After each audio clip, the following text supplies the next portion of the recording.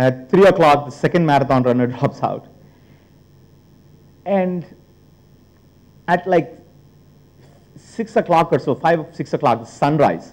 I just vividly remember this. The sun is rising, and I am just like bone tired, right? I mean, absolutely exhausted and not slept, and you're like trudging up this mountain. And one hand, it was beautiful. I had like one of those zone, feeling in the flow moments. And when that moment passed, I was wondering, what the F am I doing here? What the hell am I doing here? Climbing up this bloody mountain. And what is there at the top? Okay. And the reason I bring this up is that when you're starting a company, a lot of times you feel that way. Okay. It is true. It's not like so much fun that, you're smooth sailing and you invent the next iPhone. It doesn't work that way. Right? You are slogging up a mountain. You are literally losing sleep. Right? And you do wonder a lot because, all your friends are out there in McKinsey and, doing consulting and this and that, and, they're pulling in 1 crore, and here you are living in your mother's house and begging your auntie for food. And you're wondering, what the hell? And you're taking shit from everybody, so pardon my language. You're taking crap from everybody, right? Your partners are bitching at you, your customers are complaining, and it's not looking so rosy anymore, right? But that's what it's about. The prize is to climb to the top, right? And the view is always very good once you're at the top. And I do remember that feeling too, of actually getting to the top, right? 3 of us made it. 2 of them were women who first made it, as I panted up, literally almost crawled up to the top. I was like, but the feeling of getting to the top is pretty darn good. Okay, I have to say that, and that is feeling of doing a successful startup too. Okay, so to me, the mountains have a special place in me. I grew up in Chennai, by the way, so it's not like I'm some outdoors boy or anything. So flat as flat can be. But maybe that's the reason why I like mountains. I don't know. But the point is, it is like starting a company, and there are some basic rules about starting company. So in the whole buzz about this entrepreneurship and this and that, a lot of things get lost. And personally, I've been through 1, 2, 3 busts. Okay, 1991 there was a software boom and a bust. I went through the dot-com bust, and then I went through the 2007 bust, 2008. So I've seen bubbles. So the nature of capitalism is that it bubbles and it bursts. And right now we're on a bubble. And there will be a burst, for sure, 100%. Right? Sometime then, I don't know when. If I can predict it, I'll make even more money. But there will be a burst. So it is very important to understand some very basic rules about what this game is about. Right? So you have to understand what game you're playing. You can't go into a soccer field, a football field, and think you're playing cricket. You need to understand what game you're playing. And this rule applies whether you're a technology startup or you're doing any business. There are some very basic rules that you cannot forget. If you forget this, the market will punch you in the face, and that's not pleasant either. Right? So the objective is very simple. You need to create a profit-making business. Profit. Okay? Not some revenue, not app downloads. I got 100,000 downloads. No. Those are means to the end. I'm not saying they're bad means. They could be good means. But the end game is only one. And that's to make profit. Okay? More profit, sooner the better. Right? The second rule is that, especially for all of you, technology is a lever. Right? It's a very tiny improvement in making somebody's life better. Using technology could result in a huge financial savings that you can take a piece of. Right? So again, coming back to sort of EasyTap, let me give you actually a real use case here. How many of you use Flipkart? Okay, all of you. How many of you use COD in Flipkart? Many of you. Okay, I use COD in Flipkart. I just don't put my credit card. It's just too painful to put your credit card, right? So what happens today in Flipkart is that when they do COD, so a guy comes and collects your cash, and the cash has to be delivered somewhere. Just imagine an army of 5,000 people around the country collecting cash in India. Okay, you can imagine all kinds of stuff happens, right? Boys run away with the money. In the evening, these guys have a stack of notes. They take it to the bank. Some of it is false currency. They somehow put fake currency into the flow. Somebody does it, right? No idea who the guy at the center has no idea, right? The guys don't know where the boy is sometimes, right? It's not like they all have GPS tracking all the time. So there are n number of, and the tallying of the transaction. Have you seen the guy come with a paper and makes you sign the paper, right? Have you seen that? Okay. Just imagine, so whenever there's a piece of paper, it means that that has to be transcribed into a computer. Okay? And whenever there's a transcription, there is a loss. Okay? And whenever you have a site like Flipkart, which is doing gazillion orders, there's a huge loss. Right? People typing wrong data, order entry, customer service, etc. Okay? This is a genuine customer pain point. So that's what this is trying to solve. Because you do, and not to add to that, people don't have change. They come home, you don't have change, you have change, it's like whole drama. I have change, you have change, no change, etc. Right? It's like nonsense. They were living in 2012. Come on, you can do better than that. Right? So this is a solution where Flipkart is going to have an app integrated with this. Right? You flip, we all have a card of some sort, at least. Maybe I don't know if students, you guys do these days. We didn't at that time. But most houses have cards. Right? They have a debit card. Swipe the debit card and be done with it.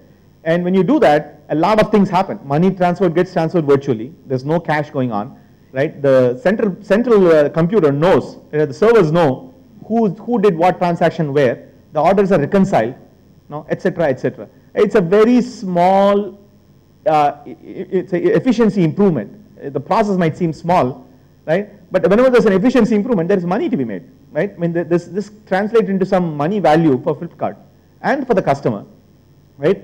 And for this company, right? So you don't need to have a huge amount of value. You don't, I mean, if you can invent the next Google, power to you, but you don't need to invent the next Google in order to start a successful company.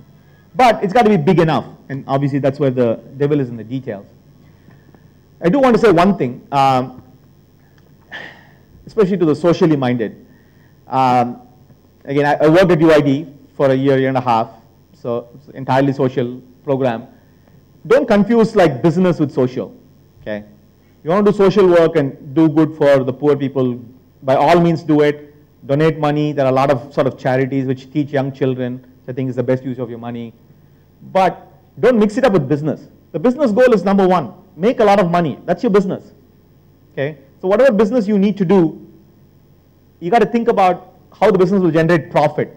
In the process, if you don't do harm, right? If you're not like whatever, cutting down trees and some mining and killing some endangered species, I think you've done okay, right? So doing no evil is kind of my low bar. I don't want to do any evil business, right? I don't want to start a business that pollutes the atmosphere or whatever.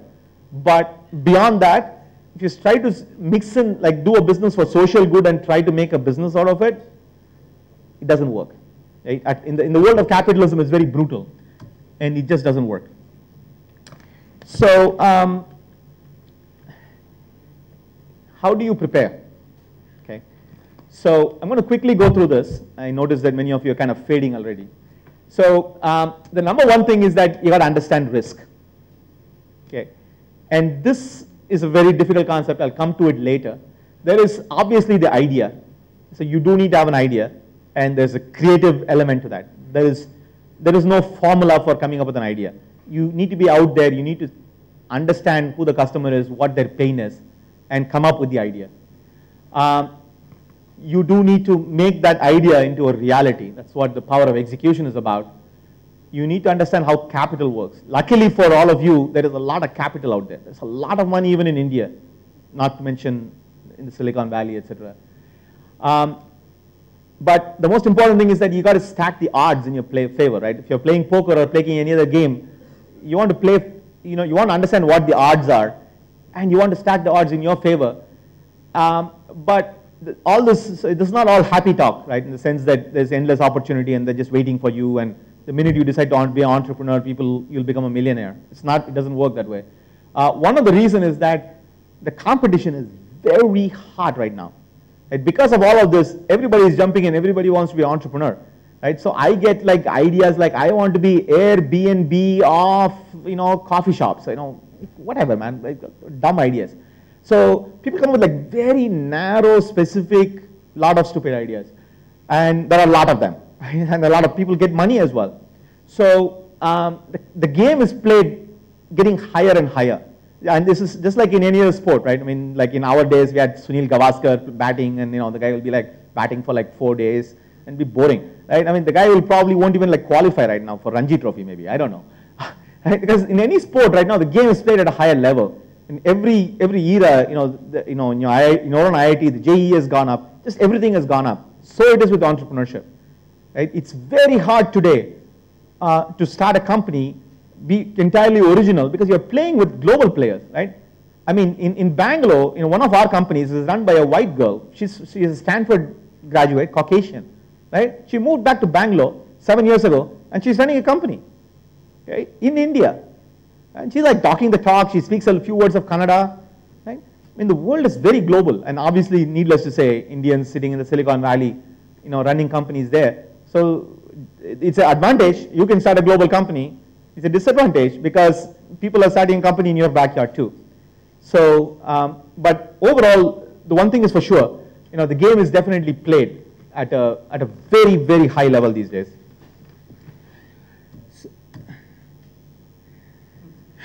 So let me take a quick pause. How are you all doing? Give me a quick round of applause or whatever. If you're still awake. I'm very shameless, as you can tell. I moved from technology to marketing a few years ago. So, but I just want to make sure you're awake. So, so I just want to go on for maybe about 10 more minutes, and then I'll wrap up. And then I would love to take your questions. So, let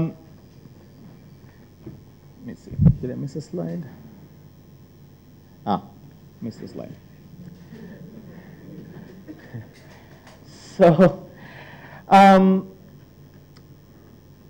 what IIT does not teach you. Now, Dr. Nagarajan is sitting here, but he's also a student, so I think he's like kind of one of us.